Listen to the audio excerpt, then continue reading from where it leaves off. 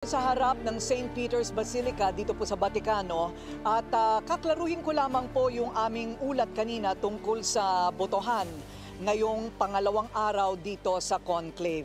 Dahil sa hindi nakakasunod nga sa takdang oras na ng labas ng usok sa mga pahayag sa media ng Vatican, medyo marami po ang nalilito kung ang itim na usok kanina ay mula sa una o sa pangalawa ng botohan.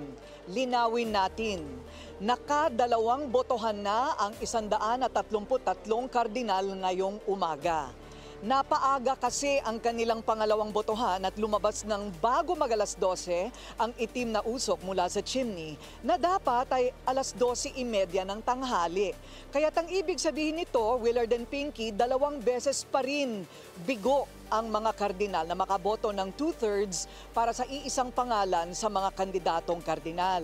Sa pangatlong botohan dito po sa conclave mula kagabi ay wala pa ring bagong hirang na Santo Papa.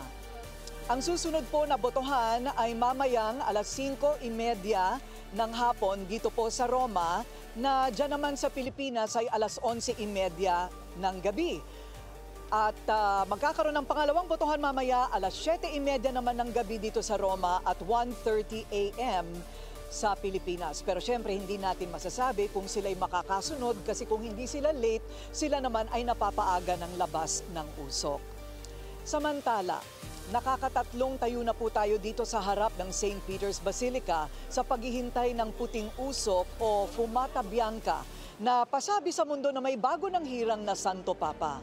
May binibigay silang mga takdang oras ng paglabas ng usok, ng ibig sabihin ay maaga pa lang ay nagbobotohan na sila. Narito po ang mga eksena namin sa unang dalawang paghihintay o vigil kagabi at kaninang umaga.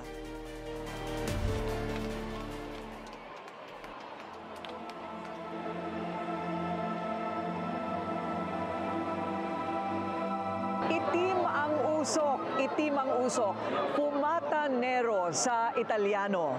Dito po, pasado alas 9 ng gabi sa Roma at pasado alas 3 ng umaga naman dyan sa Pilipinas. Pagkatapos ng halos 3 oras ng paghihintay, dito po sa tapat ng Basilica ay lumabas na ang usok mula sa chimney ng Sistine Chapel. Ang ibig sabihin po nito ay walang iisang pangalan ng lahat ng mga kardinal na botante at kandidato ang nakakuha ng 2/3 vote o kaya ay 89 na boto mula sa 133 na kardinal na botante sa kanilang conclave o botohan. Mga alas 5 pasado na ng hapon, nakapasok ang mga kardinal sa makasaysayang kapilya, kaya siguro nagtagal din ang kanilang botohan. At ngayon, lumabas na nga ang usok na itim. Nang ibig sabihin, wala pa po silang napipiling Santo Papa. Ang ibig din sabihin po nito ay magbabalik na naman ang mga botanteng kardinal sa Sistine Chapel bukas ng alas 10:30 ng umaga sa oras ng Roma at 4:30 p.m. naman sa oras ng Manila. Kung wala pa rin po silang makukuhang 2/3 vote para sa iisang pangalan, wala pong lalabas na usok.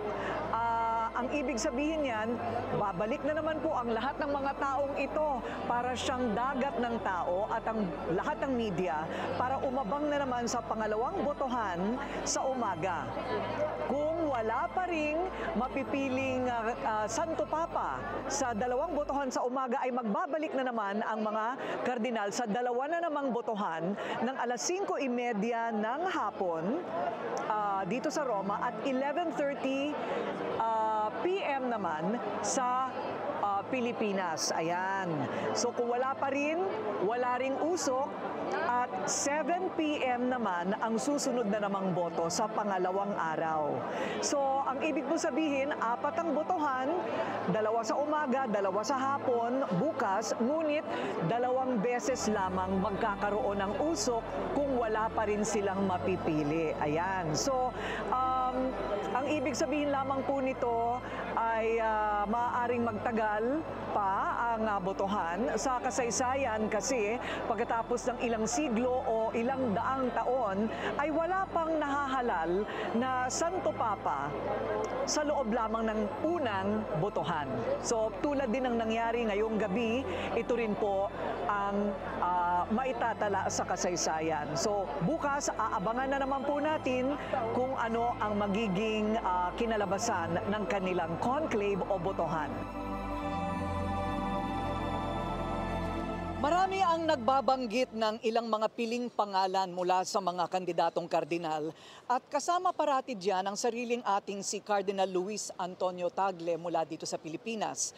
Ang isa pang parating binabanggit, Pinky and Willard, ay itong kardinal mula sa Italia na si Cardinal Parolin.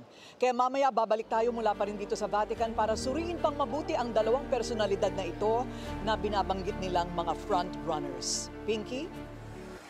Maraming salamat sa iyo, Corina Sanchez Rojas.